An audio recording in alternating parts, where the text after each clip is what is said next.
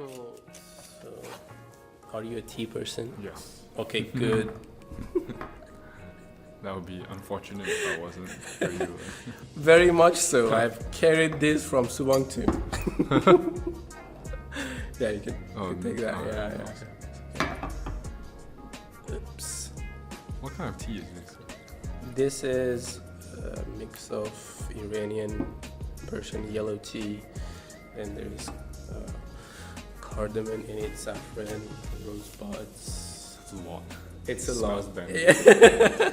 Tastes just as good. That's what we do. Iranian people, like,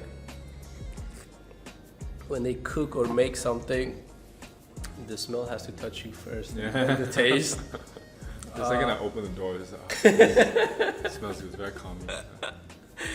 Yeah, so that's it. But like sometimes I like the second refill more than the first one. First one is a bit intense. Yeah, that's true. That's true.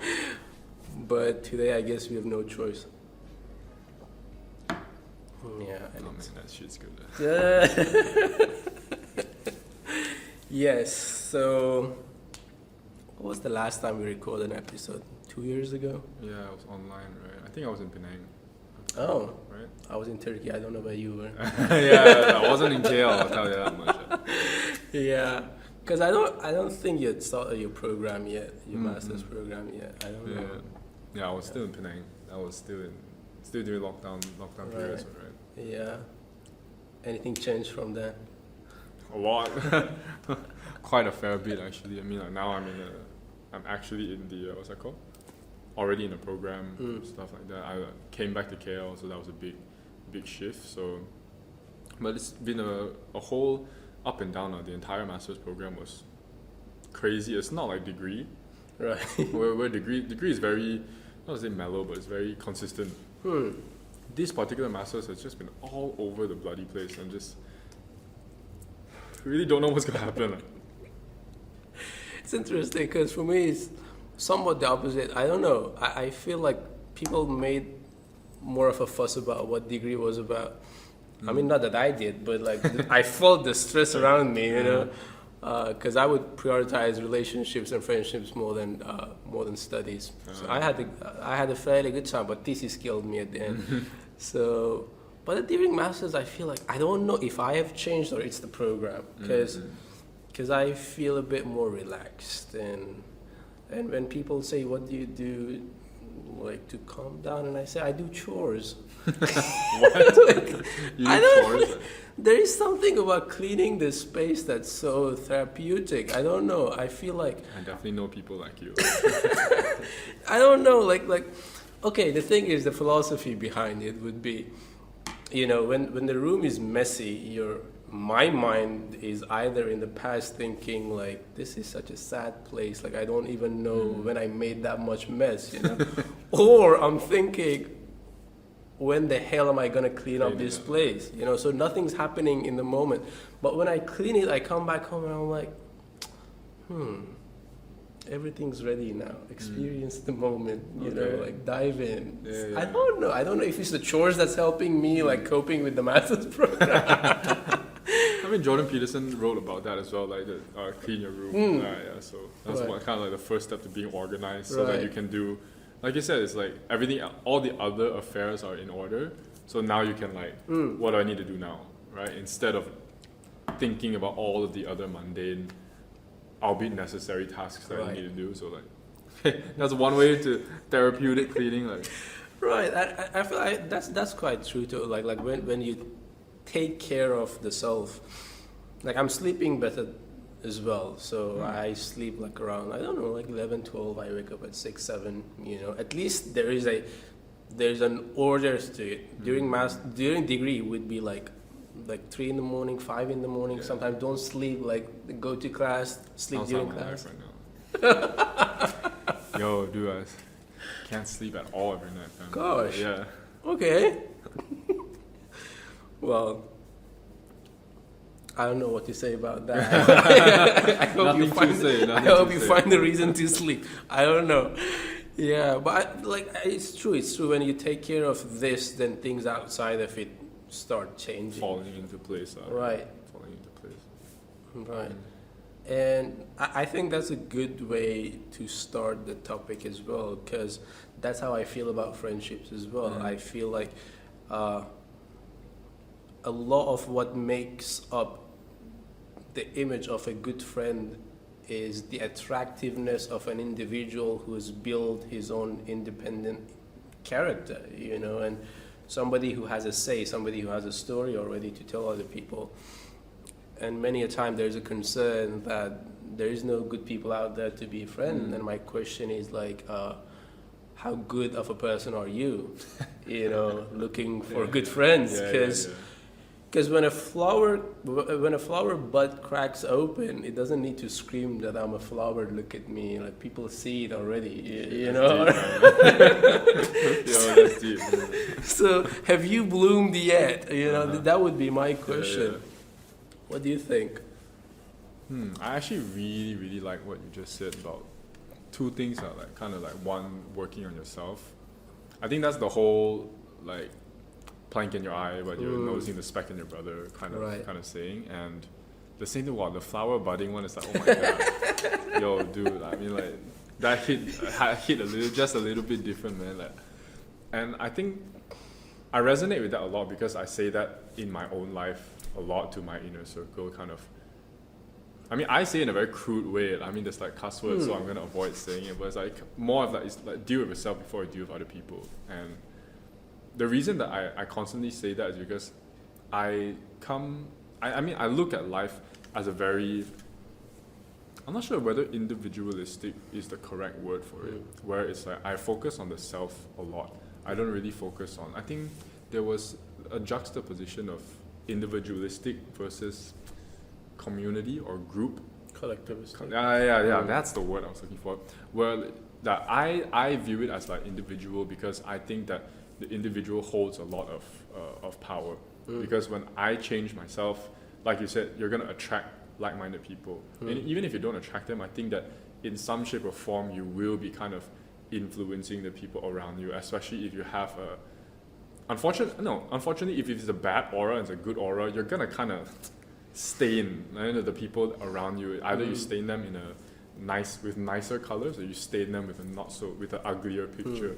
And when you continuously upgrade yourself, continuously pour work into your character, I think that definitely spills over to the people around you.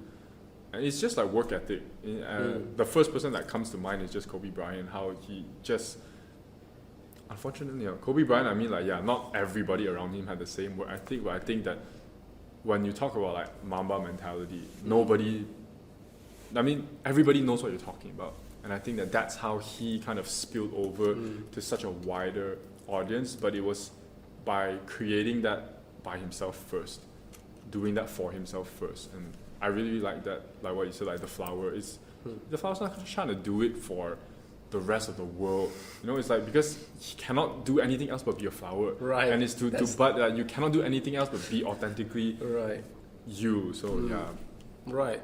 And it doesn't need to force it, it just it's what naturally flows and happens, And like the other obvious example could be the moon, like whether it's cloudy out there or not, the moon is going to be the moon shining out there. It's not going to say, hey, it's cloudy tonight, I'm not going to appear. What's the point? I'm going to do what I'm supposed to do anyways, even if nobody's going to see it. Because it's not for the people to see it, it's for you to do the right thing in the first place. And that's hell of a hard thing to do. Yeah, I think just to add on to that, because like when I was younger, honestly, even until now, I still kind of struggle with that. Whereas like, that constant need for people to like you, to like me. Because when I was younger, I didn't have as many friends. So I grew up constantly trying to figure out, okay, how do I make people like me? How do I get friends? Since the main topic, the main focus is about friends, it's always, how do I get this group to like me? And after I know how to get this group, how do I get the other group to like me? So now you have created many different personas to fit with, like, okay, if you are this type of friend that I see, I need to act this way for you to like me. But this group of friends needs me to act a different way for them to like me. And so it was just that constant, who am I? Especially when I got older, because that was around like primary schoolish. And so when I entered like secondary school, especially college, college and uni was where I was like, okay, now who do I want to be? Because I kind of get like a fresher start, because in KL I don't know anybody right now. I don't really have past connections to kind of build off of. It's having to do everything from scratch again. And that was when I realized that, oh wow, I really want to be a better version of myself. That was my first taste of all those like self-help books, self-improvement books. That was around like when I was 18, 19, because I kind of figured out like, this is now a persona that I want to create for me, for myself.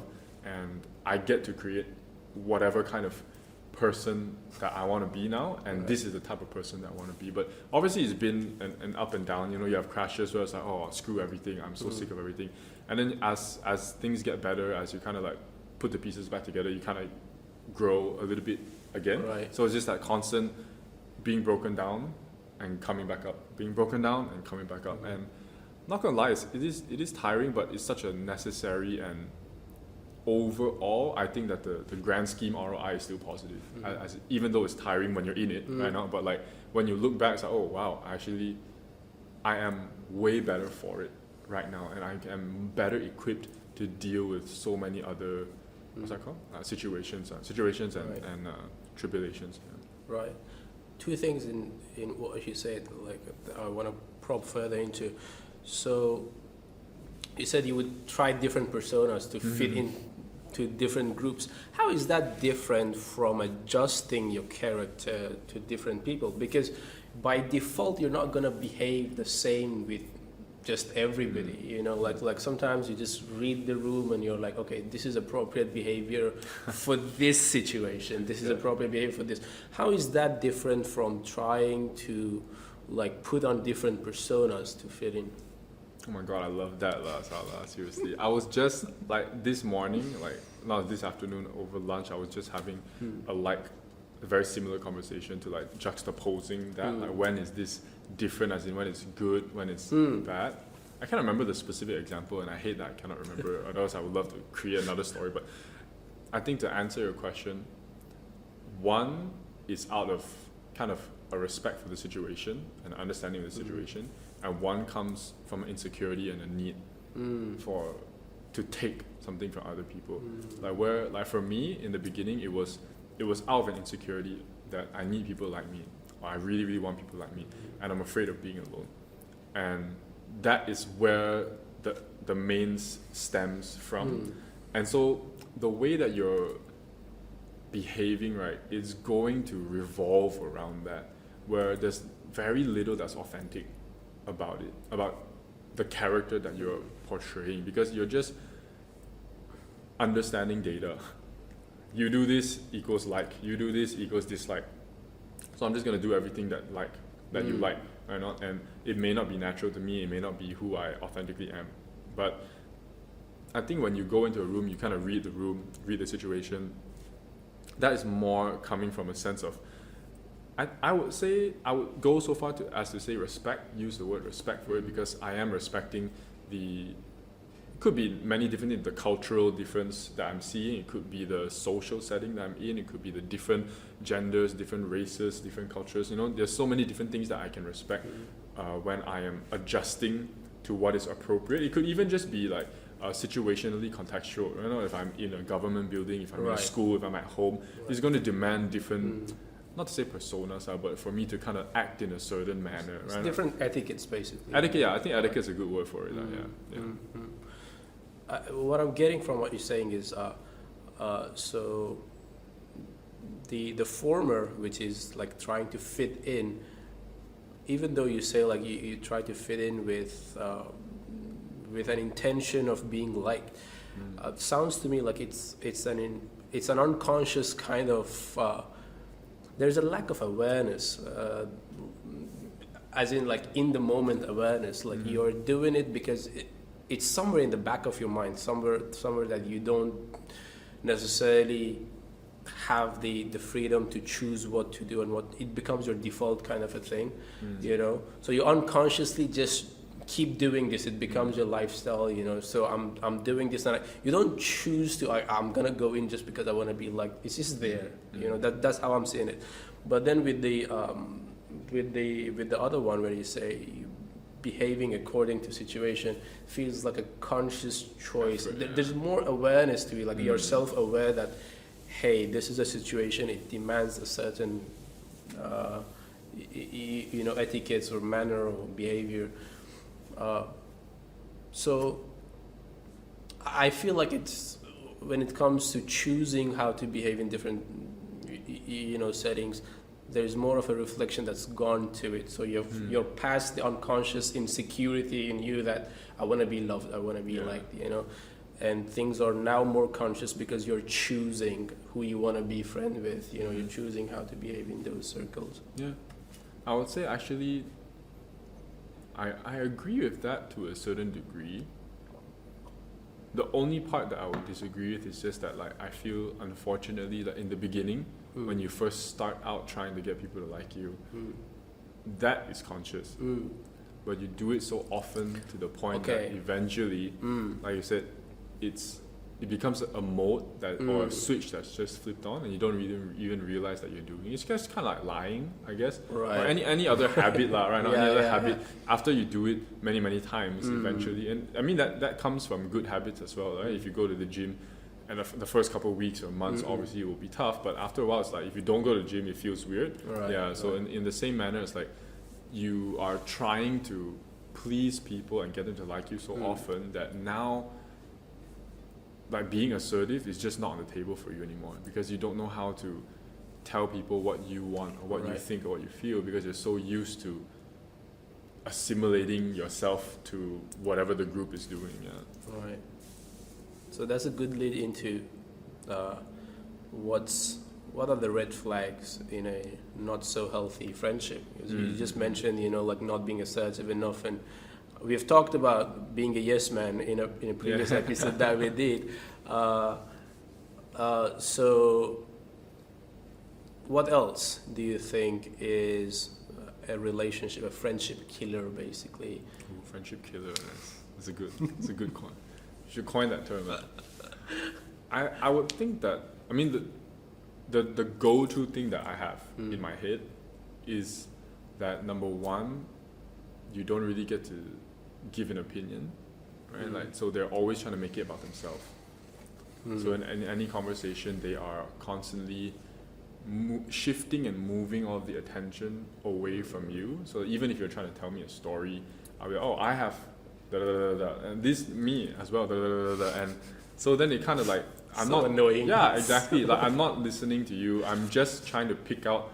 If you talked about a car, I'll talk about what I know about a car. If you talked about your sibling, or even if I have no sibling, I'll talk about somebody else who I know who has a sibling. So you don't really get much say, and they're always they need the spotlight on them. I would say that they really need the spotlight on them. And then you just kind of, it's either you learn to put yourself in the shadows, or you just feel it's hurtful as well. So it's either you learn to do that or you get hurt, and both are not very comfortable feelings, right? And I think another one would be they don't allow you to grieve or celebrate, because they will still make it about themselves. So to me, a very bad part is that they make it about themselves, and one of the byproducts of that is that you don't get to celebrate or grieve. And what I mean by that is that when you're grieving, if something bad has happened to you, I hate this phrase. It's like, I know exactly what you're going through, stuff like that. Or I've been through exactly the same thing. I know. Like, it's like, okay, so how does this help the situation? I don't know how, when they took a break from their existence to experience somebody else's existence, it just so paradoxically impossible. No, it's just like, how are you so full of yourself, right? No, like, and it's so apathetic. The word is so apathetic. Like, here you have somebody who's like so upset, and you found a way to make it about you. It's a genius way, though. Like they're quite a thing. Like, they're so genius in being full of themselves. Like they've cracked all the codes, basically. All of life's hacks. Right. They know, like. Because how do you turn like a grieving situation where somebody's suffering and turn it into something that's pleasing to you? Like it's amazing how it can happen. Exactly. I mean, do you have people like, or have you experienced or encountered people like that in your life, where it's like specifically you, like maybe you were in a bad place, or you were upset or sad or vulnerable, and then this friend, like friend, managed to just like flip it and like now it's about him, like, or her. Yeah, I mean it happened. Thankfully, it was years in the past, you know. So, and I'm somebody who takes his time giving up on people, you know. Like I take years, man. Very kind guy. Very very kind guy. I take years. So, and back in the time, I didn't know it was a thing, you know, because sometimes you're just illiterate socially, and you don't really catch these things quickly. But yeah, there was a time that this particular friend of mine that we've been friends for years, great friends, we're still very good friends. Everything I say, yeah, I've done it too. You know, yesterday I was there too, talking to this guy. It would get really tiring, you know, because I'm already tired and I'm here to talk to you about me because I'm going through something. Don't say anything. Yeah, exactly. Right. Don't say anything. Just let me run my mouth for a while because like you're the only outlet I just found. Yeah. So if you were there, you don't really need to feel pressure that you have to like respond a certain way. But yeah, I had that in the past, but like somehow, I don't know where he got it from. Like he realized all of a sudden, and he himself came and said, you know, something I've realized about myself. I don't know if he was talking to somebody else and like he or she brought it up to him that you just make everything about yourself. And I'm like, whoever said that, God bless them. Because I never got myself to bring it up to him, you know. But yeah, it frequently happens. And that, I think, stems from the very simple fact that we don't know how to deal with a sad situation, with a vulnerable situation, especially guys. Yeah. You know, we are so automated program, I don't know, to give a response that is like solution like or like do this, do that. Why are you wasting your time here? I'm like, it's not about that, just listen. Just listen for a while and then let me say, because by the time I'm finished talking I feel already better. You know?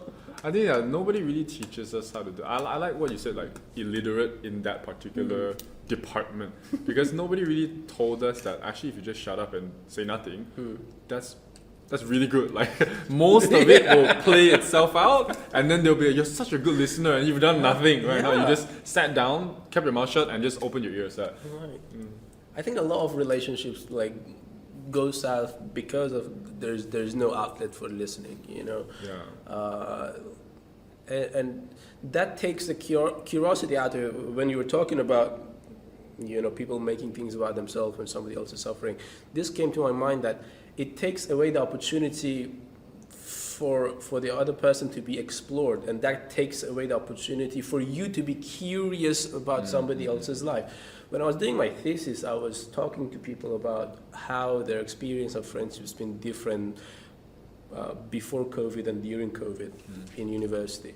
And there was this particular question that I asked a lot of them.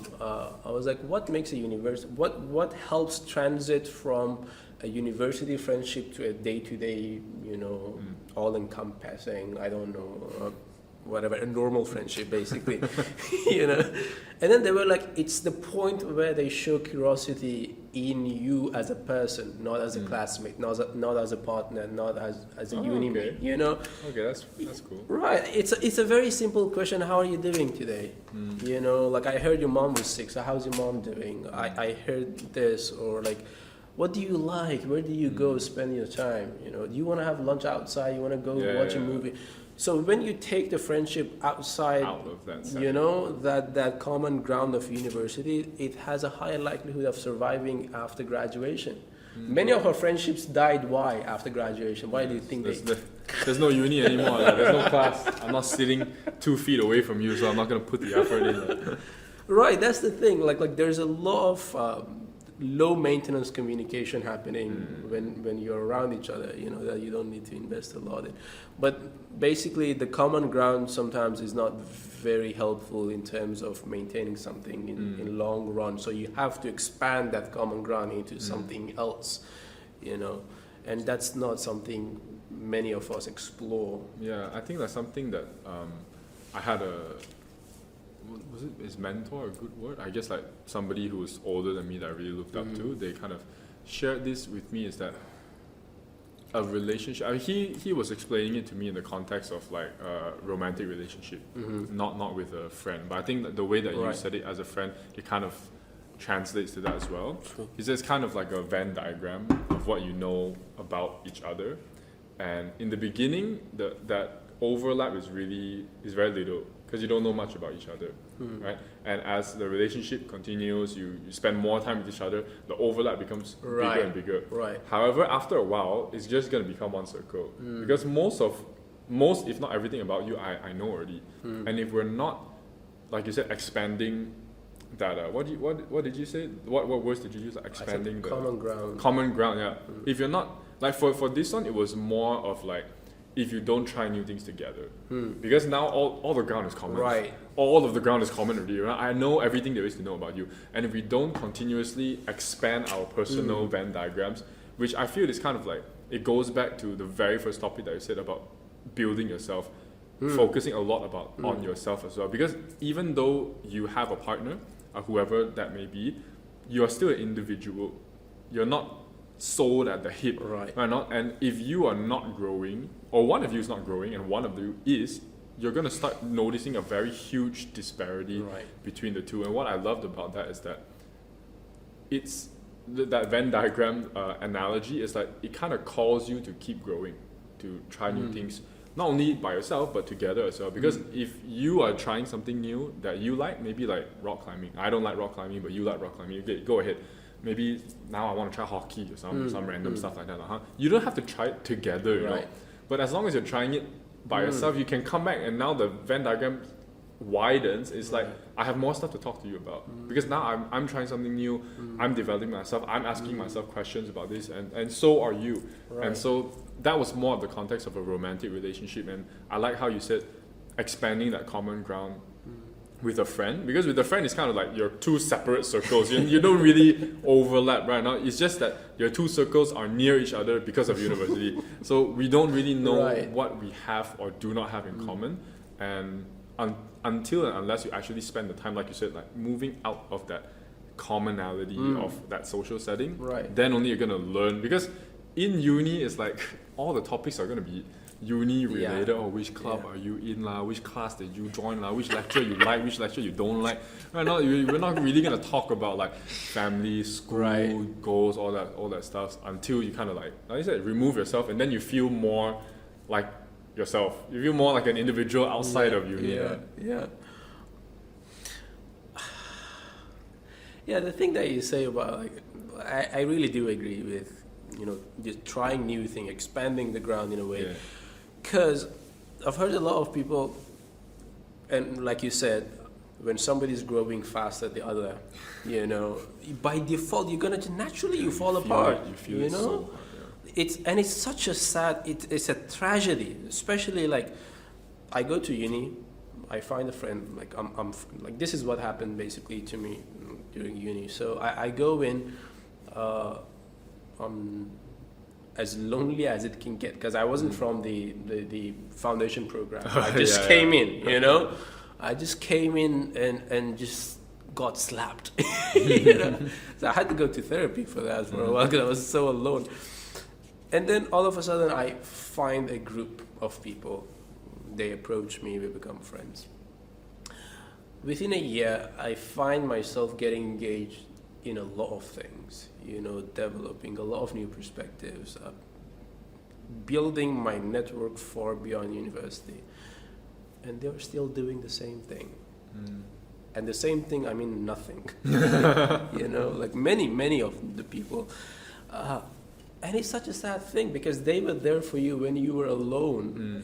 They approached you and you developed a relationship with them. Like you were desperate and there was a hand stretched out to you. So that's a beautiful thing, and you don't want to let that go just because now you have grown. But then there's no helping the fact that their state is of no benefit to you anymore. And you have gone far beyond your own limits and their limits that whatever you say doesn't easily sink in. It's hard for them to absorb. They can't relate to you, you can't relate to them. And as sad as it is to say, I feel like that's also another factor that contributes to people passively, drifting apart, friends drifting apart. Because again, it's about that common ground, right? We joined, we were in the same program, we found each other, both lonely, those are the things we had in common. But then I expanded my ground like drastically, rapidly with other people. Now I have more common ground with other people than you, and that's naturally gonna take more of my time and my energy to be invested there, and it gets to the point that I've left. There's nothing left between me and you except for the fact that somewhere in the past, you were my first, second, third friend at the uni, and that's all about it. And it's such a sad thing to happen. Yeah, like I was told this one time, right, that friends that you grew up with when you were young, like your childhood friends, those sometimes are not really quality friends. It's because that it's just so happened that you're a baby, I'm a baby, we're a baby at the same time, we're thrown in the same place at the same time, and so I know you from there. But that, because sometimes you go, I've been friends with this guy for 15 years, I can't give this up. But it's like, those 15 years were the first 15 years. Like there's nothing swimming around in your head for the first 15 years. Right now, I could throw you next to a pebble and you'll play with the pebble. So I would say that like the geographical location as well as the time in that age group, like specifically like when you're young, those childhood friends, they may not be the best indicator of friendships, because we all grew up in the same taman, like the same area, right? Your same neighborhood. So it's very one-track mind. I won't say that everybody who stays in this place all thinks the same. That's not what I'm saying. But typically the kind of life experience and stuff is generally the same, because we grow up in the same area, same state, even the same neighborhood right now. So sometimes they may not be the best kind of friends. It just so happened that we're next to each other for a long time. And I think coming back to what you said, there was something that somebody said to me was really funny. So it's like you sometimes have what we call feel-good friends. Oh yes. Or like the not so nice term was nothing friends, like inside nothing one, right? You just feel good around them. You just go, you talk shit. You're just having a fun time. No brain juice required for this type of friend. And it's like, okay, it's good to have those guys around as well, right now, because you really get to blow off a lot of steam with them. But there's some type of friends where, like you said, you had already grown after that year in university. You had assimilated with other people, kind of exposed yourself to other types of thinking, but they had not. Right. They're still right where you started when you had met them in the past. And I feel that those type of friends, right, are like one of the things. The other topic you talk about is one of the red flags. Is that this same 10 years ago, 15 years ago, you're still exactly the same. It's not to say that we expect you to become a different person, right? But it's like the tendencies, the mindset, the thinking, the maturity is all it's like frozen at that point in time. And those type of people, what I notice is that they're very much like crabs in a bucket. They don't want you growing. They don't want you to get better. They don't want you to expand yourself. They want you right there with them. And that is kind of like leading to what you said, sometimes how friendships kind of drift, even though it's sad, because like you said, especially feel good friends, they are it's a good time with them, right? But unless they actually have more to them than that, when you continue to grow and you're like, okay, that's not where I need to be right now. I need to be somewhere else. I need to become something else.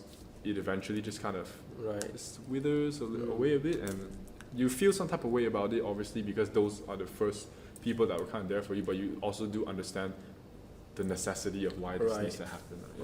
Right. And I don't say it like when we say we drift apart, it's not that I don't think you mean this either, that we close the door completely, that there's no opportunity for you. Yeah. It's just that I don't feel fulfilled. And I'm somebody who wants that from a social relationship, because I invest a lot in it, so if there is no return on investment, you know what I mean? I feel bad, because I'm like, it appears that I can't contribute anything to your state, and you're not contributing anything here, so, and again, I don't mean this in a way that may come across that I believe in a transactional, solely transactional relationship. No, but the effort should be seen as minimal as it is, And I often talk to people about, your 100% is different from somebody else's 100%, definitely. So somebody else's 10% maybe, be 30% for me, 40% for me. So doesn't mean that somebody here is like doing less than the other. That's my capacity to give, and that's your capacity to receive. And some people have more capacity to give than receive, and they're cool with it. For sure. They're cool with it. So cool, do it the way you want. But I want to see the effort. I want to see that you are curious about what's happening to me. You're caring. You care about what happens to me and how I'm doing and where am I in life. So just text. Hey man, how's it going on? Just as simple as that. But even if that is too much of a thing for you to do, then I'm like, you do you, I do not. The Malaysian. That's how we settle down.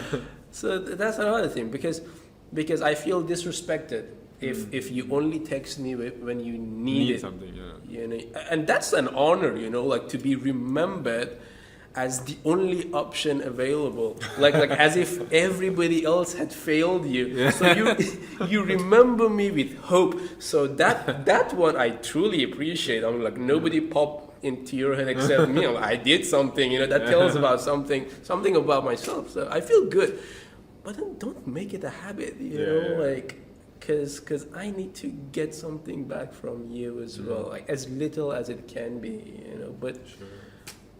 I just don't like it when they only remember you when they need you. That's transactional. Like, that is transactional. Right. Not what you were saying, but that is very transactional. Yeah, and that's how a few of my friendship ended. No, because I felt like, I don't know. I wanted you to be interested in my life as much as I'm interested in yours, and you didn't seem to fulfill that. And I think that's the basis of any relationship. Yeah. Like even if it's your siblings and your parents, even if they don't show interest in your life, your relationship's not going to be that great with them either. Yeah. And that's how it starts, right? You don't start a relationship based on, I don't know, like you don't like me, let's be friends, or like let's there has to be a mutual care, like mutually giving a shit about each other. Right. So that's a very basic thing where a friendship starts. And if you take that away from it, then it's like a flower that you stop watering, kind of a thing. Because I'm not interested in you blooming anyway. So, all these analogies are very flower-based. I'm a plant person. If you come to my place, like plants everywhere. Like I've set it in such a way that if I turn right, I see something green. If I turn left, I see something green. Maybe the teas are planted by you. I had jasmine at some point. Yeah, and for sure. Teas are leaves. If you like plants, I'm pretty sure that you're going to plant your own tea sooner or later. Good God. Justin, what do you think about ghosting? Screw that. Yo, if you have been on the receiving end of that shit, like, oh my God, like, dude, yeesh. I cannot think that, like, I don't think have I ghosted somebody? I don't think so. Mainly, I don't think mine is considered ghosting. More of like when you break up somebody and then slowly, it just withers. Yeah, there's a passive. Just eventually you stop. It's never so much as to like if we're talking halfway and then it just like I cannot get messages to you, like blocking somebody. Right. I think I've only blocked like one person in my life, and that's because that girl is absolutely batshit crazy. So like, but other than you being crazy, I don't think there's any reason for me to do that. And ghosting is just, I feel some type of way about it. Like I don't really like it. Like if we're not, because I cannot think of many instances of which you would need to do it. Like let's just say that you and we're not that close. then we don't talk that much to begin with. Right. So then like it's not really ghosting because we don't really have a relationship set up. But let's just say we do have a close relationship, and then for you, then I would think that we are close enough for you to tell me what's up. You get what I'm saying? Like, so then also you wouldn't need to ghost me unless I did something so terrible or you did something so terrible that I feel that. And even then, if I have a close enough relationship, just talk lah. Like, right, just tell me what's up, and we'll figure it out. Like that. Or if you want to dumb me, but like but let me know, right? Not like if you're like, dude, like I think that you did something, and I cannot get over it. Right. I'm gonna need some time, and if I don't come back, like, I'm sorry, but like what you did for me is unforgivable. I can't look past it, and then we see what happens from there. Right now, at least it'll know. Right. I think the word is closure. Like, I don't know why I thought of this particular example. It may be very, very extreme, but I feel like, you know, for victims of murder, like where it's like a family member or somebody very, very close to you, when they are gone, right, and you don't know what happened to them. Like they never find a body. So especially for like those accident, like big accident, like I don't know. The only thing that comes to mind is MH370. I'm sure there are other examples where it's like a tragedy and then we don't know what happened. Right? There's no closure because technically there's no body. Right. It feels like that. Like I said, that's why it's a very, very extreme example because I never get to see, I never get to close that chapter. I never get to say my proper goodbye. Yeah, the main thing is I never get to say my proper goodbye and say my piece to you, and then it's gone. It's not there anymore. So that's how I feel about it. It's such a shitty thing to do. I would say it's such a shitty thing to do. So that's my take on it. Like, have you been ghosted? Like, do you have like? It's somebody that I wasn't close to. Okay, but then I felt like the person just disappeared. I cared about him, you know. I did. I wasn't close, but then I wasn't that far, you know, kind of a thing either. But I just all of a sudden didn't reply to any of my messages and stuff.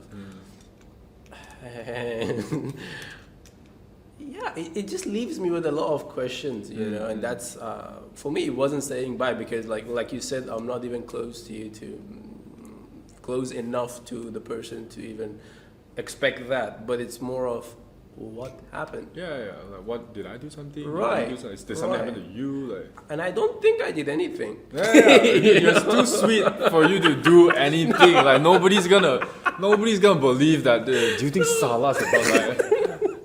That's not the first thing that comes to mind, you feel me? I wish somebody comes and tells me that actually, you know? Yeah, at least you'll know. Right. Why not? Like? Right. Because you don't want to be in your bubble, in your thinking that you've always been nice to people. Maybe I've said something, I don't know. Maybe it could even be something that you don't, it's not objectively bad. Right. Like maybe this guy hates tea. And every day he sees you walking around with tea and he's like, Salah's freaking sticking it to me, like giving me the finger every day. Could and like, be, because some people like, I never had your tea. Like yeah, right. So maybe like it's not something objectively bad, but it's like he felt some type of way about it. He took it to heart and he never told you about that shit. Like, I don't know. I don't know what happened. I'm very curious to know what happened, but I haven't gone back to ask. So even you see, like even if my relationship wasn't that strong of a bond with the person to warrant a grief, but I'm very much again left without an answer. You know, confused about this whole situation. I'm not grieving over it, but I'm confused basically. Like what just happened? You know, so I think in those parts, like specific instances, also this is a question I wanted to pose to you as well because. I think when these things happen, right, it's kind of an opportunity for us to. This is so cringe. I don't want to think of another way to say it. It's like an opportunity to grow. It's more of like, let me think of like a way to say it so that I don't like give myself goosebumps. But like when shit happens, like when bad things happen, you're always confronted with the choice of what am I gonna do now? And I think that still doesn't sound as I'm trying to find a different way to say it, but in that instance where like because if you are on the receiving end of like being ghosted, it's not a good feeling. I think like even if that person is not that close to you, no real positive thing is left. You might be left with curiosity, if not hurt or grief, right? Now you're like, what happened? Did I do something? Again, it's that not knowing, that thing of like no closure. And I feel that there's a moment where you need to kind of like decide what am I going to do, or more of like how am I going to react, right? Not like planning out a reaction. So how do you do that? Because is it like I'm going to be vindictive, like okay, screw this person, if I see him I'm gonna like sock him in the face, or is it like I'm gonna be super nice about it and I need to like, hey, don't lah, come back lah, right? Not, or do I like somewhere in the middle? Do I find a middle ground? Like if you come back, fine. If you don't come back, fine. Because I think all these three things create, and this is the main thing of my question, because these three things create a different persona in you. They kind of like cement a different kind of personality, because all three things require a very different headspace for you to do. Like if you're going to be the vindictive route, you need to have some form of anger or hate or like steeliness, whereas like, hey dude, screw everything, I'm not going to let you hurt me. And the other one is like you're overly nice to the point that like you may not understand that this person is hurting you and you're still trying to be nice. But those are extremes. So where exactly is the middle ground of like, do I just tell my piece and if you never say anything, I'm fine with it? Or should I demand you to respect me enough to tell me about it? Like, what is a quote-unquote middle ground with that? I always go back to the locus of control. Like, what can you change and what you can't change? You know, what I can do is to, if it's actually of that much of an importance to me, then I may find a way to ask the person. I will find the mutual friends that we have, and I'm like, just pass the note to the person. Or like I find a way to contact the person myself.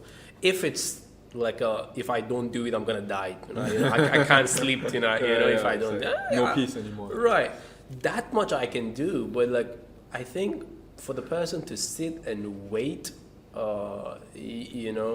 and expect that the person who ghosted you would come and give you an answer, or like they are. You are entitled to an answer from them, kind of a thing. I'm like, maybe you are, but like, hey, it doesn't change the fact that he's not going to talk to you, you know? So I think everything that goes wrong in my life, I try to link it back to, hey, was there something I could do about it? Am I anxious about the things that I can do or could do that I did not or I'm not doing right now? Or is it actually somebody else's life and I'm expecting too much of it to be given to me and I can't control how other people behave, you know? So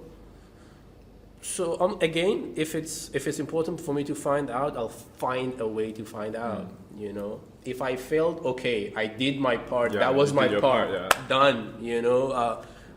Then I would sit down, and if it was a very close friend of mine, I would sit down and cry and grieve, give myself the chance to let go, feel, to feel what it was, because you know, like when it comes to grief, it's people be like, okay, you just lost your friend, right? Like to a breakup, like you're not friends anymore, and you tell it to another friend of yours, and he or she be like, you were no good friends in the first place to begin. If they could do that, then I'm like, I don't care if we were good friends by your definition, whatever that is, right? We were friends, and that meant something to me, you know. And if it didn't mean anything to me, I wouldn't have been sad in the first place. I don't have to bring it up to you in the first place. Right. So how about start there, you know? Like, how about start there? That if I'm sad, then like it meant something to me, and that's why I'm sad. So if I did my job in terms of finding out what happened, and then I didn't get a response, I feel like that's as far as my responsibility goes. That's my middle ground, you know. But being vindictive and all, I'm like, that's your choice, man. If you want to go overboard about the person already ghosted you, I'm like, yeah, it hurts, but like, does it help you actually to? That's another question that I ask myself. Does it help me, like with the feelings that I'm feeling right now? I asked my lecturer this question recently. We were talking about like negative emotion, positive emotion. We were talking about emotions, and then she was talking about that there's no good or bad emotion, which is like true, very true. And I was like, what about negative and positive emotion? Do you have such a thing as negative emotions and positive ones? And she was like, I would categorize them into helpful and unhelpful. And I won't categorize an emotion based on like I wouldn't say these are the unhelpful emotions, these are helpful emotions. In each situation, there are emotions that you feel that are helping you, and there are emotions that you feel are not helping. Okay, so and maybe it's the length of those emotions. For example, it's a legitimate thing to be angry and like disappointed when somebody goes to you, right? Like it's there. You gotta let yourself feel it, because you don't want to be so detached from such a significant relationship that was in your life and then you end it like that. You want to feel what you feel. But then how long are you gonna engage and indulge in frustration and wallow in it? Right. So that's when it becomes unhelpful, where it gets you stuck at a point, So you are aging in numbers, like this happened when I was 20, let's say, and now I'm 25. I'm still there. I'm still regressing back to that feeling of anger that happened. So it's not so much of the exact emotion. Right. It's more of like your reaction to it, how you're handling it. Yeah, how you respond to that. Yeah. Yeah. I think because I do a lot of trainings and talks for emotions as well, and I say the same thing that this was it a lecturer or a friend that said this? Yeah, that said that. It was our lecturer. A lecturer. Yeah. I also posit that there's no positive or negative emotions because they all have their own utility. Right. It's more of in the feeling of that emotion. What are you doing? And then, like you said, it becomes helpful and not so helpful. Right. Or not, because if you're like, I really like that because anger is not a bad emotion. Right. I think people give it too much slack. Like, Yeah. if you never feel angry, that's a problem, right? But it's more of, are you allowing yourself to stay angry for extended periods of time and allowing that anger to kind of take over your behaviors in social settings of which is inappropriate, right? Then again, it's not even that anger is the problem, it's like your reaction to it. And like when you said about being vindictive, it's your choice and whether it's helping you. What I really gathered from that, is it helping you? I feel that kind of translates into, do you know how to handle your emotions? Do you know how to regulate them? Because when like somebody goes to you, or even when something bad happens in your life, like you saw how I said those three things that I gave you, those three like options, they kind of cement a different kind of mentality in you. And one is lashing out. All right. It's extremely like blame everybody else and somebody else needs to pay.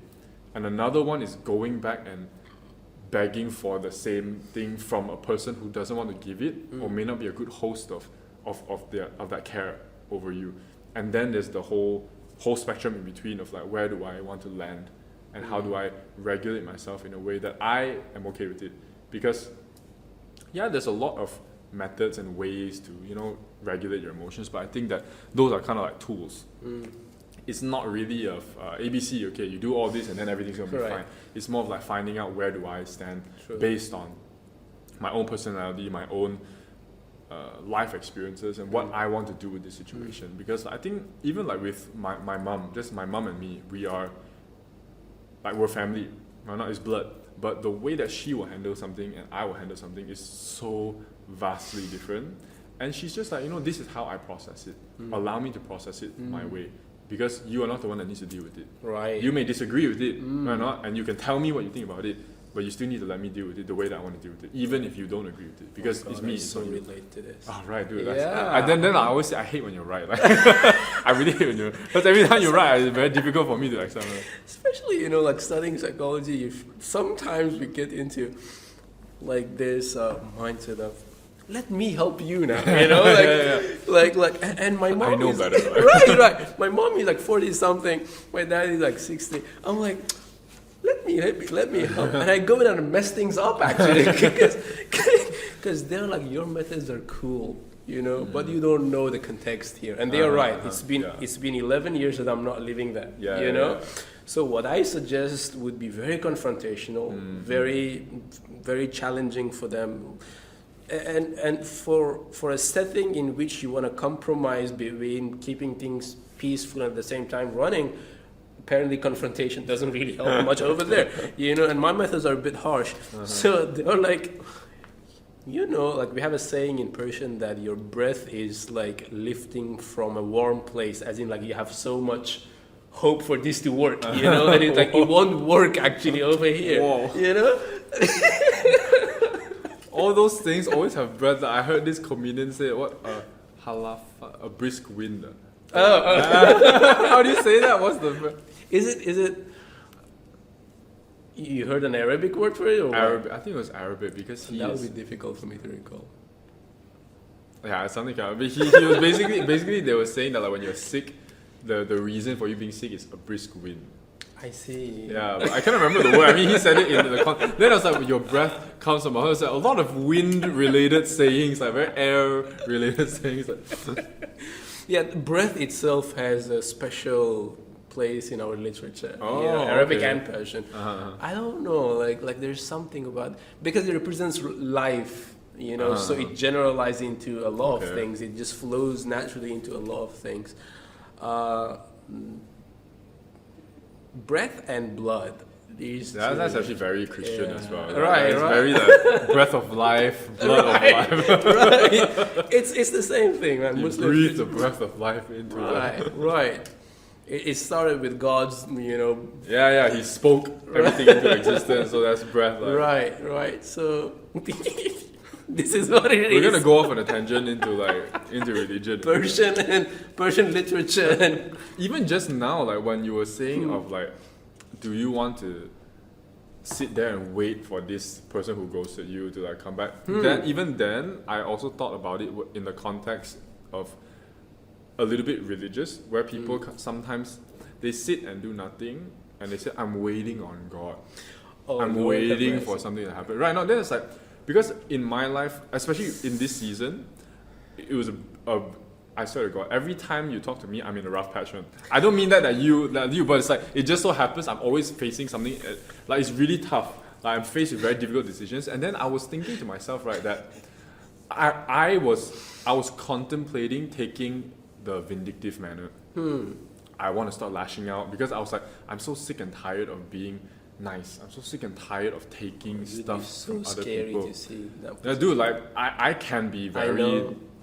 I haven't seen it, but I can. Yeah. And so I was at that headspace already. No, I was like, I want to get very destructive. I want to start paying back all this evil that has been paid to me.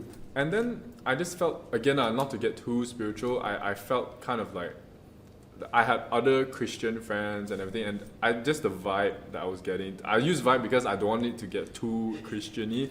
Whereas like it felt like it was kind of like asking me, filled with the Spirit. The Lord Himself was whispering into my ear. I felt that urge to just like wait, just like be calm but the feeling was like, don't do anything. Leave it to. Again, like powers that me. For me, it's leave it to God, right? Not leave it to God and He'll handle it. And in my head, I was like, okay, I don't mind not doing the vindictive thing. I don't mind doing that because again, if I calm down a little bit, I know probably not the best thing to do. However, I cannot sit down and do nothing. Give me something to do, because I refuse to believe that the best way forward is to sit down and wait for God. Right. I don't think even God will ask me to do that, right now. But I was like, okay, what else can I do? What can I do that's not vindictive, that's still allowing me to put the situation in your hands, but I can still do something productive? Like in this manner where you were saying in the context of like, I will go and ask. At least I did my part. You may not answer me. That's a different story. Right now, that's out of my control, out of my locus of control. But what I can do is that I can go and be proactive and do like one final thing is like, can we talk? Can we discuss it? And if nothing comes back, I can peacefully, at least a little bit of peace right now that like, I did my part on my half. And so I love that you said that, because I totally disagree with just sitting down and not doing anything does not equate to waiting for God to do something like. I'm not God's envoy or anything, but I think that would that would annoy God too. Yeah, you know? it's like, dude, don't leave everything to me, bro. Like, I gave you free will for a reason. Like, go and use it. Like in Islam, we have the concept of there are two concepts. I don't know how to translate it into English, but it wouldn't do it justice. But I define it for you. I love to hear. Yes, I would say the word in Arabic, but even in Arabic, they're very close. So listen carefully. I'm gonna try. I won't understand it, but I'm gonna try it. So there's a word called tawakkul. Tawakkul. Okay, tawakkul, which means reliance. You know, and there's another word called tawakkul. Okay, like also it's just like longer. tawakkul and tawa. Yeah, tawakkul. So tawakkul, the reliance, is like where you do your part and then you leave the outcome to God. Oh, okay. Like, okay, so you're sick. Okay, I go see a doctor, I get my meds, and I leave the rest to God. If I'm healed, God bless, Inshallah, you know, right, hallelujah. If not, then okay, again, what can I do? I did my part, you know, Daila, you know. Accept your fate. He went so far to the other side. I don't know. Like, there's two options. Either you get healed or you don't. So there's diet there. So the other word, tawakkul, is like reliance but without effort. So I'm sick. I'm gonna sit down here. God is the healer. You know, God's gonna heal me. I don't rely on the medicine because that's an act of, you know, Defiance of God. Right, No like faith. right. The medicine is healing me, not God, kind of a thing. You know.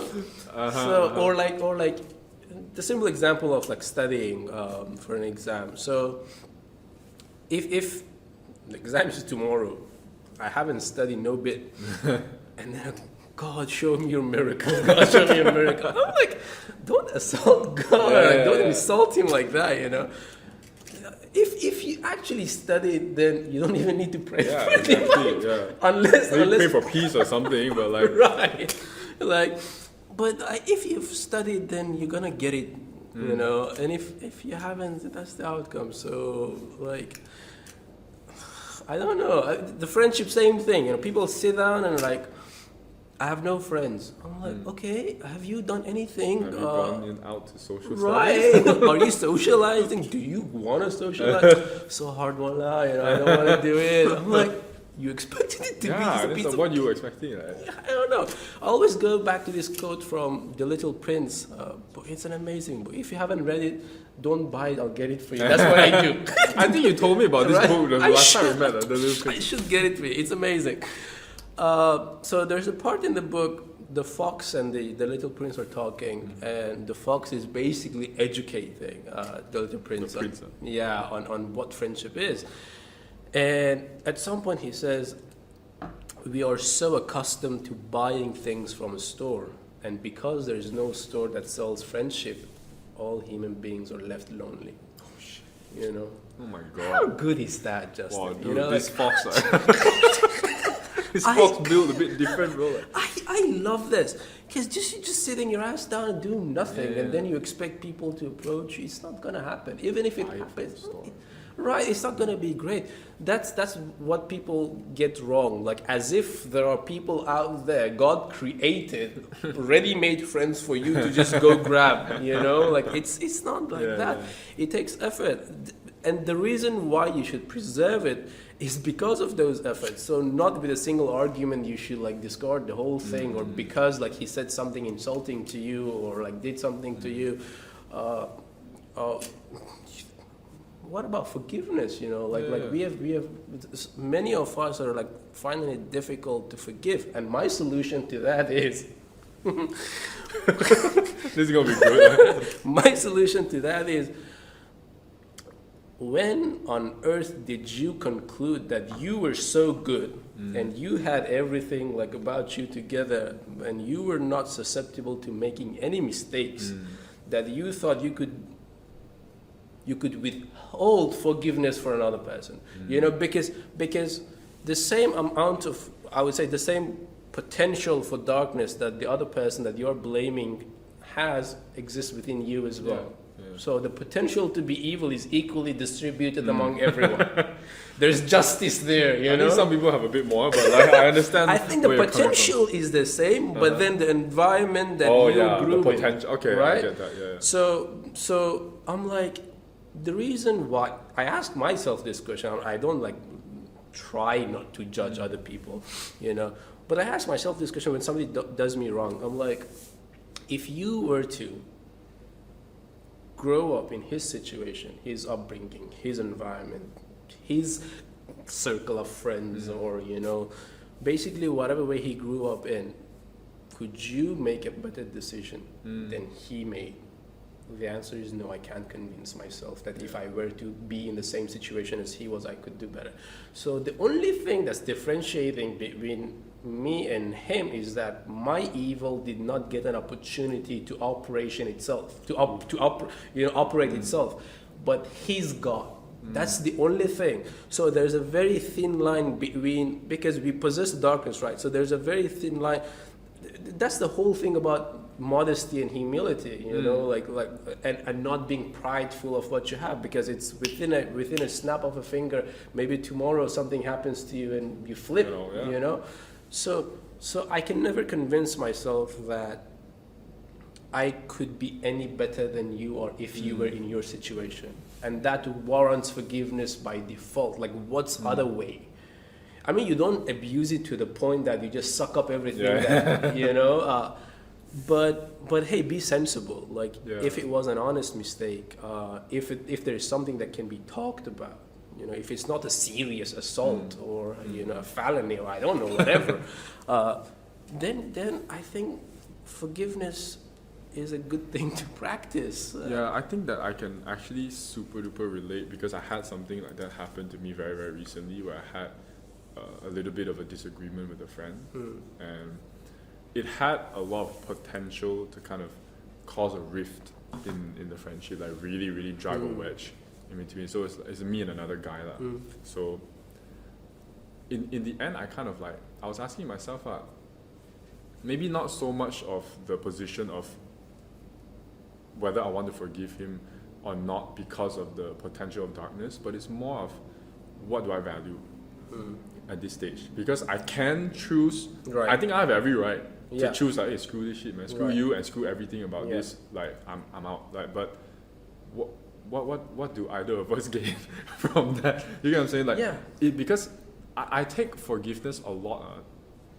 I see it as it requires a lot of humility on my part, not so much on the person who I am forgiving, right? Because that is another, like, it's a growth for me, to be able to forgive, the capacity to forgive. That's on me, not on the other person, because whatever the other person did has been done already, right? Whether he or she continues to do that bad thing, that's not really for me to say, right? But do I have the capacity in me to kind of like I said, swallow my pride? Because like I really like what you said, is that I didn't have the opportunity to be evil today. Like that, in this instance, you had the opportunity, not me, right? And later I might have one, and I might screw up. I might be too weak, or I might slip up. I might do something wrong, and now I need the grace from you, because the whole point of forgiveness is that person has already rolled the dice. You already messed up however way you messed up.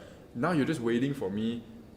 Am I going to bridge that gap for you? And at that juncture with that friend of mine, I was like, I do value the friendship. Yes, I think that something wrong was done, but I value what I have with you a little bit more than me just wanting to be again, I was gonna cuss, but it's like me just being a little whiner baby. You're gonna mark these explicit I'm just gonna have an E on it. Like I'm trying to hold back as best as I can. Like, but yeah, like just not being a little kid, right? Not being immature about it and just holding on to it, even though it will feel good. I'm sure it will feel good to just be like, oh my god, you did something wrong, and I get to sit on the moral high horse for a little bit. But it's like, again, what do we gain? After a while, like I'll feel good about it, and then I will have one less friend. That's how I thought about it. That's how I looked at it. I will have one less friend, you will have one less friend, and for what? In the end, I have gained absolutely nothing. I cannot even feel that I've taken something from you, because if I take this friendship, I lose it too. Right? Amazing. I gained nothing from it. I actually gained nothing from it. And again, it wasn't it wasn't a mistake that was big enough to like you said, it's not a felony, you didn't assault me, all this crap. So it's like, it's ego. It's like whether I have the ego to lay it down. Right. This ego thing. For dudes, it's a huge thing, fam. Right. It's so hard to... Especially dude to dude, that's like nobody's letting go, man. Nah, No, not for you. Serious, no. Like before we jump into that ego thing, I actually have one more thing to share about that. It's how you were saying that you don't, like today, your evil side had the potential to show, and it did, but mine didn't. Right? That's why I have the chance to forgive you for something. How I always explain this, and I have this kid that I talk to. He's basically a kid. He's like 16, 17, back in Penang. He has so much potential to grow, and he's always kind of surrounding himself with people who are quite a fair bit older than him. So I feel that the peers around him, he's already he's beyond them. You get what I'm saying? And I was just having this discussion with him, telling him that when people mess up, that's kind of like their weakness, so to speak, because it's a part, a chink in their armor, a part of their character that they are still working on. Maybe it could be that. But what we do, right, is that we take our strength and compare it to their weakness. It's like, oh, you're so impatient. I'm not an impatient person. I'm a very patient person. Why can't you be like me? But the thing is that like the way that they struggle with patience might be the way that you struggle with something else. Right now, maybe getting up early. Maybe they can get up early. That's very easy for them. But for you, being able to wake up at 7 is a huge achievement for you. Right not? And that is a weakness because you struggle doing that. And they struggle, the same feeling of struggle, they just feel it in a different context. But you are now using something that you do not feel struggle with, and you're juxtaposing it to something that they struggle a lot with. And I was like, when you think about it like that, right, instead of taking your strength to compare, use your weakness and compare. Then you will have way more empathy for that fella already, right? You use of like, wow, when I wake up at 6:30, the amount of, wow, it feels so crappy for me to get up. I drag my feet. It's so hard for me to get out of bed. Now think about how that person feels when he's trying to control his cool. And then you'll see, wow, beautiful. It's so much tougher. Because like I said, that capacity for darkness, capacity for evil, it exists in different, it kind of manifests in a different way in different people. And it's not fair for you to use something that you don't struggle with and compare it with something that they actively are trying to suppress. So I saw that as like, wow, I really like how you kind of give that example. That I love how you sum it up. I mean, it's an amazing conclusion to this point, you know. And I see it a lot where we somehow unconsciously play the politician in this, right? You know, we become so manipulative because I don't know, like I'm guilty of it too. Like I know I'm doing it and I do it, you know, like that's. But it's such a toxic thing to do, especially if the other person does not possess the same ability to play manipulation game with you, you know. So you find it's like beating up a victim, you know, like kind of a thing, like finding somebody who is thinking that's weaker than you, like who he isn't, you know, but. It's just an unfair game, I would say, to play. Oh, that was beautiful. I spent a lot of time thinking about this stuff. Whether it be good or bad, not sure, but I spent a lot of time thinking about this stuff. That's great, man. That was lovely. I don't know where to go after this. Like this is so good. I don't know what to do with it. Yeah. Okay, I think we covered quite a bit of, you know, why we grieve and why we should in the first place, because it meant something to us and because it takes effort to build something, so you don't want to just leave it like that, you know.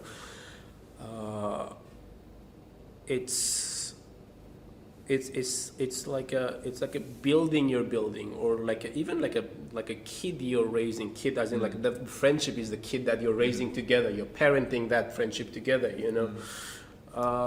So you don't abandon that friendship based on just mistakes. As a family, you talk about it, you know. So that's how I see friendship, and like many people, I think you could relate to this as well. recalling from last podcast, you know, they were like, you make friendship sound like a romantic relationship. and I'm like, because it means so much to me, you know, and I said something to a friend of mine. I'm not sure whether I edit this out later, you know, but this is what because he was like, you care a lot about friendship, you know, like more than romance. I'm like, because you don't need to fuck them in order for you to believe that it's important and it's working, you know. That's what I said. You know? And he was like, what the fuck? I was like, yeah, so you see, like, it's so beautiful to think that you don't even need to do that for you to feel something, you know? That's so true. It's a spectacular relationship, and it's so special on so many levels. You don't just ruin it, you don't just give it away. But yeah, if it's toxic, like we've been talking about, if you feel disrespected in a relationship, if you feel devalued, if you feel like you can't help the other person can't help you, because mutuality is a part of it, reciprocation is a part of it. I'm not saying it should be 50-50. That's a flawed mindset, very you know, like no relationship in the world is 50-50, you know. So, but find the compromise, like what I can offer and what I can take. Like these are the discussions that need to take place in order to preserve a friendship, and we're not used to ask those questions. Whoever I started befriending people, let's say, like the first opportunity I got to have physical, like face-to-face friendships after I left Iran was at HELP 4 or 5 years ago. I started befriending people, and I came in with this agenda that, so what is your expectation in this friendship? People were like, what do you mean expectation? We're just friends. I'm like, you think you don't have expectations, eh? And they were like, yeah, we're just friends. I'm like, okay.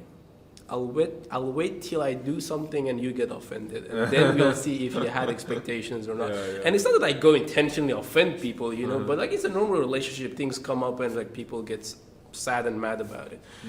And that's where I'm like, see, you did expect this from me, and I did it. But you don't even realize it because it's not a normative conversation that we have with friends. You know? Even when you said it, I was like, if a friend would ask me, I think I'd be very much at a loss for words as to like how to express my expectation of this friendship. I was like, what the hell you mean? Like, I don't get it. Like, Right. Because people don't look at it as something that builds up between the two of you, and the two of you work on it to make it work. You know, people look at it as something that abruptly happens, you know, because you were in a so-and-so position and a place and a location, so you found this person, you were lonely, we became friends, and that's all about it. You know, we don't discuss long distance friendship when we want to leave and go overseas. Nobody does that, Justin. And I'm not suggesting that people should, but it's a mere observation that, and maybe that's the strength of friendship, because you expect it to exist no matter what. You expect it to be maintained no matter what. So you don't even discuss it. That's another reason why friendship is so important and unique, because you don't need to discuss the maintenance of it in order for it to be maintained, you know. So it's unique in so many ways. But again, like the conversations that we have about friendships, I don't think it's there yet. I don't think the idea of befriending each other has solidified consciously. It's just something in the back of our mind. We need friends. That's it. But how we build that relationship, how we maintain it, how we grow into it, how we get out of it, you know, those are not the things that commonly discussed. Discuss, or like we don't teach our kids that, you know, because my parents didn't know what to do either, you know. So, and it's not a good thing to expect the old generation to have had it already in them. Like, I don't like that when we blame everything on like, I wasn't taught that, my parents didn't know it. I'm like, yes, they had a responsibility to pass on something to you, but not everything. You know. So yeah, like for all those reasons, it's something to cherish, and because it has a lot of influence on how you become your friends to some extent. You know, like the people around you start kind of like mirror yourself, kind of merge. Right. So choosing who you spend time with, who you talk to, who you listen to, because those words stick. Yeah, you know, yeah, for sure. right? It becomes a theme in your life. So it's very important. It's good to know when you cut those ties with people who are not helping you anymore. But well, there are things that makes it hard when it's going back to grief itself. You know, the obstacles of telling somebody. Like, do you feel like our society is a safe society where you can go and tell somebody else, I lost my friend, I want to talk about it? Safe, I would say that it's kind of safe, yeah. Maybe just not very.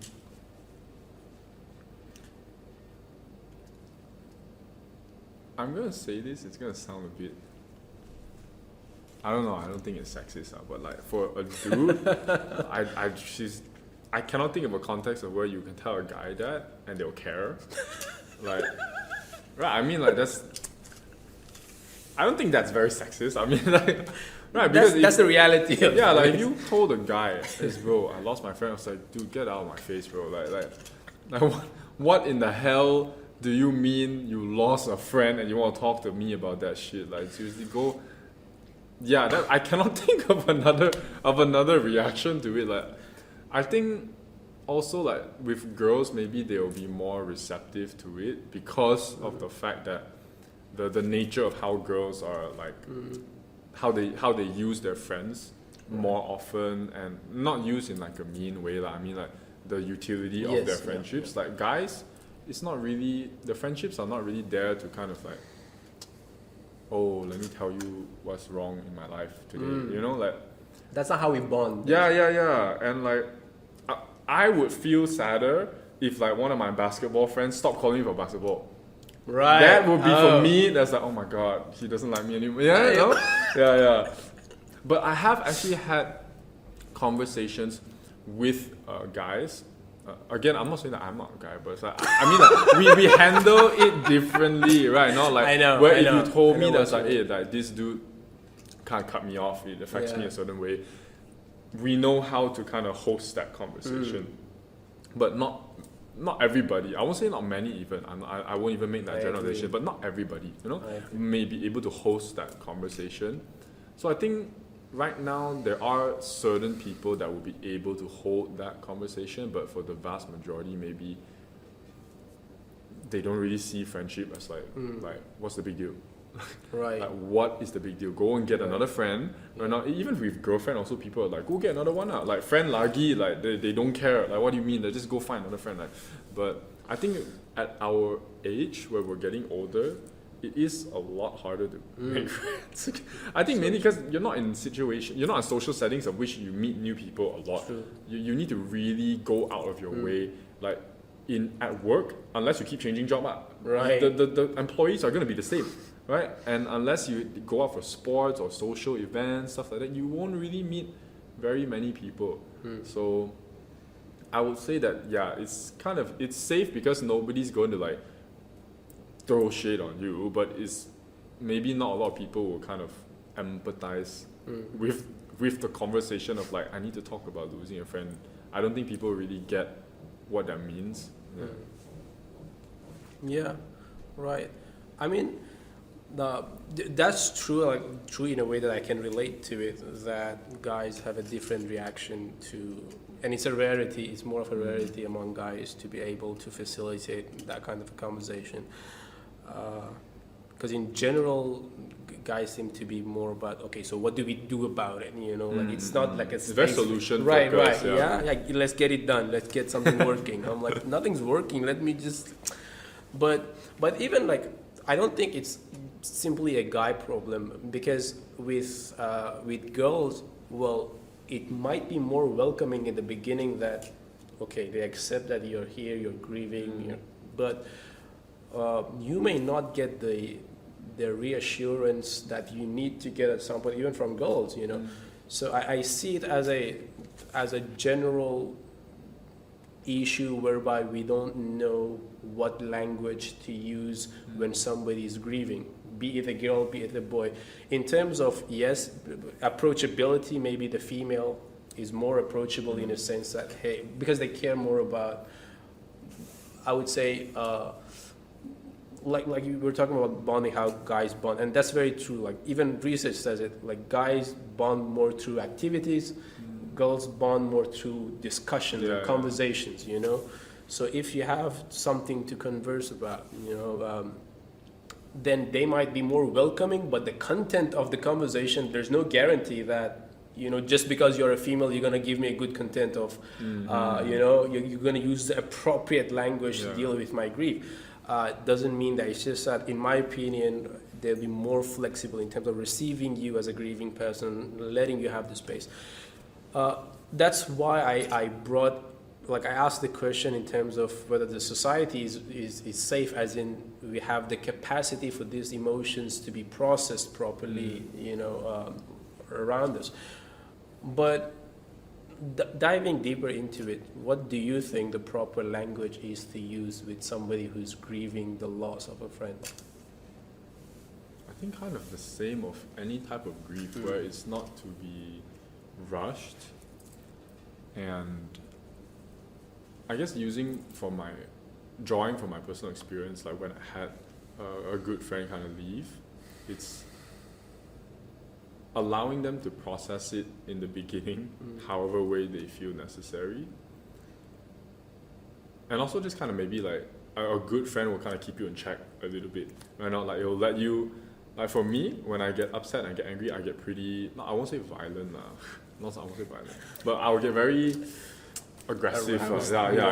Aroused also sounds weird, but like aggressive. Like I'll get like very angry. Very angry. That's my immediate response to intense emotion. I'll get very upset. So people like, you know, my sisters, my mom, they give me the space to do it. But when I become, when my capacity is starting to like maybe expand the bubble a bit too much, that it may cause damage, then they at least kind of like, dude, calm down. Like, do what you need to do, but come down a little bit. Then I'll be okay. Then, because you should have friends that allow you the space to emote, but you shouldn't have enablers. Where it's like, smash the table, smash the chair, smash everything. Like, you cannot have that on the other side of the spectrum as well. But you also cannot have friends that like just don't feel, right? You need to be able to feel it. So I would say, let them grieve the way that they grieve. And that is also responsibility on the person who is grieving. You need to know how you grieve best. Right now, do you cry? Do you shout? Do you like need to punch a wall or something? I'm not saying that like you should punch a wall, but it's like knowing how you kind of do that. Some people, maybe they journal or they need to go to the ocean and hear the sounds. I know some people like that. So giving them the space to kind of grieve by themselves, and then also being the same friend to kind of like putting them in check. I feel that is like, so on one side you're kind of like that softer approach, but on the other side you need to be confrontational. It's like, so now how are you going to deal with that? You now need to process this on your own, because I cannot do that for you, right? It's just the same as any type of grief. There needs to be like, you accept it and you kind of process, you allow yourself to process it. And what we talked about just now, that I think is really, really important, not a lot of people understand it, is that you need to allow yourself to feel. Right. No emotion is bad. So you need to allow yourself to feel it, because if you don't, right, you are really very literally going against your natural nature. Because having those emotions is not only is it natural, but it's healthy. Right. And for you to go against that, to fight that, and to tell yourself, no, I shouldn't feel this, or no, I don't feel this, it's just whatever, right? Not for you to suppress that, it's going against your very nature, and it's just not healthy. So you need to allow yourself to feel. I would say that, mainly that. I think that's a big part of it, just allowing yourself to feel. Right. I agree a lot with, the feeling part, and especially with emotions that are conveniently classified as negative. Let's call it. Yeah, quote unquote. Okay, that's not my word. Like, let's take the anger example. So if you lost somebody to a breakup, or ghosting or things like that, it's very natural for you to be angry, you know. But then emotions are always amazing sources for you to understand what you wanted in life, you know, and basically navigating yourself in the midst of the experience that you had. For example, anger. This is the way I deciphered it for myself, because with my previous therapist, like we were going through exploring my emotions, and we got to the anger part, and she was asking me about like how I express my anger, how I feel my anger, and I was like, it was never a thing in our household, because not only anger but also the person that brought it in had to be removed from the scene, you know. So either you stay or anger stay, kind of a thing. And if anger, like if you don't want to stay without anger, you go out with it as well, kind of a thing, you know. So it's not something that you welcome at home. So I was like, but then I went deeper and deeper. I was like, I think my anger is sad. You know? Because imagine you are created for a purpose, right? You are created to be angry, and like, just let's personify anger for a moment and put yourself into his shoes and think for a second. You were created to be angry, but you never have a chance to exercise who you truly are. What's that gonna make of you? You know, you're just gonna be a depressed emotion, even if you're anger. Anger is depressed now. Right? Yeah. So when I was describing my anger, and I was like, okay, anger seems to be jailed, you know, somewhere down in the dungeon, and I was telling my therapist, guess who is guarding that jail? And I was like, it's fear, and fear is such an interesting thing, because in my opinion, fear is a spirit that needs a body to possess in order to function. Like, so why people don't like anger is because whoever's anger is directed at gets intimidated. So basically, when you're angry at something, it's the fear in charge, because it's intimidating the other person. You know, it's instilling itself, you know, it's forcing itself upon something else. But then anger never knows whether fear is a friend or foe, because in order for fear to like experience himself, he need anger to go there, you know, like fear don't come alone. But then at the same time, he's the jail keeper, you know, like we are keeping the anger jailed because we are afraid of how angry we can get and the consequences of it. But from time to time, fear like plays this trick with, I'm gonna let you out because I have an agenda to play here, you know. The constant like going in a circle. Right. And anger knows that fear is not good for him, but like, they are in a what do you call intense fellowship, like intense. You know, they find the compromise. Like, aside from personification of this whole thing, I thought about how anger, like in my experience, would develop. I see it as a reaction to a person being deprived of something that they valued so much. You know, you thought that you were entitled to a need, or like you needed something so bad that you valued so much, but it wasn't given to you. So the first stage would be that you're sad, you know, like you're sad that it wasn't given to you. But then if you don't deal with that sadness, you become disappointed, you know, like it escalates. And if you don't deal with the disappointment, then it builds into like anger. If you don't deal with anger, it turns into frustration, or vice versa. They can switch, right? And if you don't deal with that, it becomes aggression. You don't deal with aggression, it becomes violence. You don't deal with violence, you're gonna kill someone. You know, like that's how it, right? That's how I see it develop. But the core of it was, I valued something so deeply and so endearingly, but they didn't give it to me, or I couldn't get it myself. You know.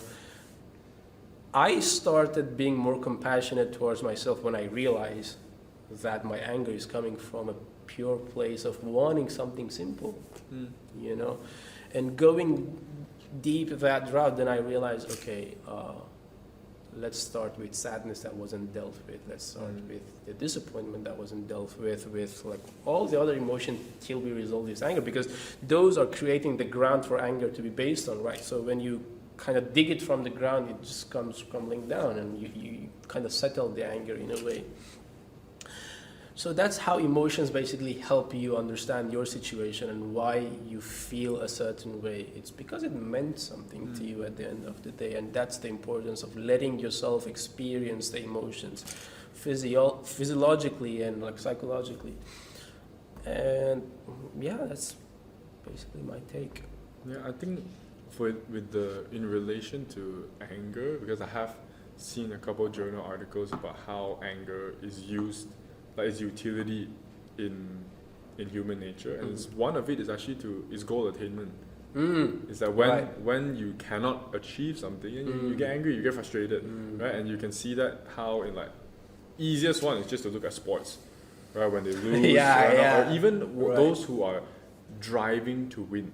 Like they want to win, they're like, right? Is that you can see, they're motivated, but if you just take that out of context, they look angry. They're shouting, they're like hitting themselves. They're like, let's go, right? Like, and it's the utility is that having that intense emotion is pushing you towards achieving something, and that can either be a driving force to push you somewhere, or like you said, when something is taken.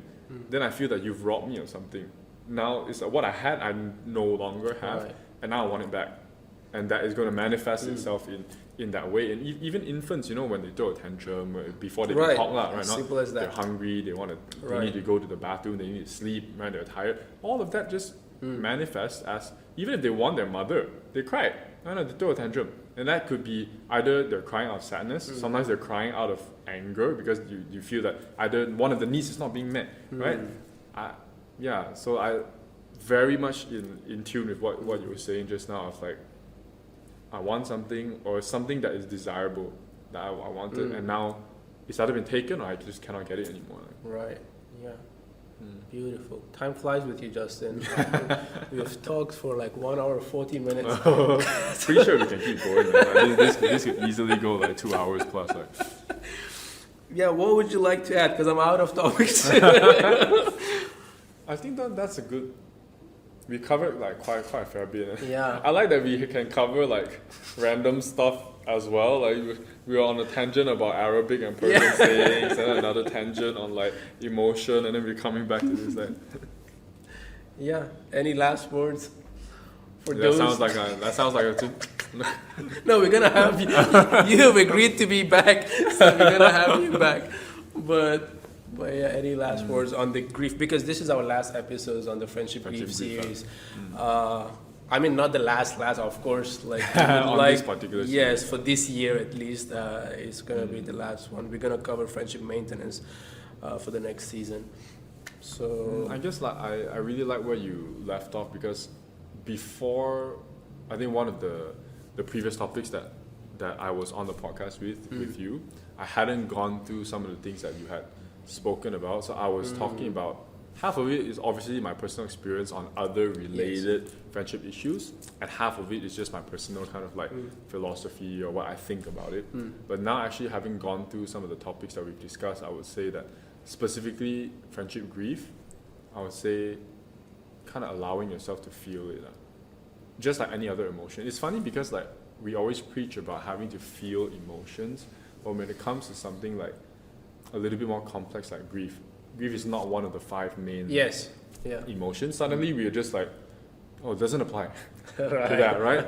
Yeah, I would say that allowing yourself to really, not only feeling it, I think there's one step after that people forget, is that after you feel it and you kind of like, the emotions, not to say go away, but they kind of stabilize a little bit, where functioning is a little bit easier for you, the next step is probably to process it. Right. Really ask yourself questions of like, how come? Not why did it happen, but it's like, how come I feel this way? How do I want to move forward? Right. Kind of like the three things I would do. I want to be vindictive. Do I want to be this? Or again, where in the middle do I want to be? Based off of who I am, like how I'm like, what are my personal values, what do I want to do, how do I want to move forward, and how is that kind of in line with how I'm feeling with everything. Right. Yeah, beautiful. I think it connects to the point that many people, and we hear this term, in my opinion, being abused these days, the word acceptance. You know, it's like we often stop at accepting what this is, and that, like, this is who you are. I'm like, no, I'm more, you know? Yeah. But I won't dive into that because that's a whole different thing. And that's one of my criticism to the mental health advocacy movements, whereby people are like, just accept yourself, and this is who you are. I'm more than this, you know, I'm more than who I am already. And this is good. This is already, I love it. You know, this is so good. But then there gotta be more than that. There's more. Because like if it's like leaving a water like stagnant, it rots. Yeah. You know, Exactly. like just give it time and it rots. So there gotta be more than that. And you're very right about there being another phase after you accept it, then you reflect, you know, and then you choose where to go with it. And you end up somewhere. And the point is not to ending up somewhere, but like you lead your way through it. You know, you don't stop and say, this is who I am and this is basically it, finished, done. And I like how Jung uses the word accept. It's the mere acknowledgement of something happening. That's it. That's it. You don't You don't need to agree with it. Yeah. you don't what do you call it? Validate it. Yeah. You know, that's right? good. You don't put a vibe, a negative or a positive vibe to it. This has happened. Right, this has happened. What? Now what? Yes, yes. And like one issue is like it's okay not to be okay. I think it's not okay to be not okay, in my opinion. You know, well, yeah, it's okay to feel it, but then like now let's Not forever. Right? Yeah. Give yourself some space and then talk to people and find some way out of it, and you know, keep life exciting. I think one last thing is about a kind of phrase that I have in mind, because I'm very close to my sisters. So what we'll always tell each other is like, take some time to feel bad about it, and then move on, and then pick yourself up and deal with it. But take your time now to feel however you need to feel about it. But after that, let's go. We need to keep going, because nobody else is stopping for you. But you need time to process it. So take your time to feel however you feel about it, and then we gotta go. Right. I think it was Maury, like Tuesdays with Maury book by Mitch Albom, because Maury's health degrade from the beginning of the story to the point that he gets totally paralyzed, right? I think it was this book, I don't know, but I think it was him saying that I give myself a quota on self-pity every day. You know, because I need that. Hey, I was a healthy guy, all of a sudden I can't walk, like somebody has to wash me, you know. So I give myself, let's say, like 2 hours a day to self-pity, and then I'm like done. Life goes on, even if I'm paralyzed, you know. I'm not asking you to give yourself 2 hours of self-pity every day, but like that's one way, you know, like that's maybe an option, you know, you can. It's lovely talking to you, Justin. Thank you very much for another episode. Can't I'll wait see for you the again. next one. Yeah, sure.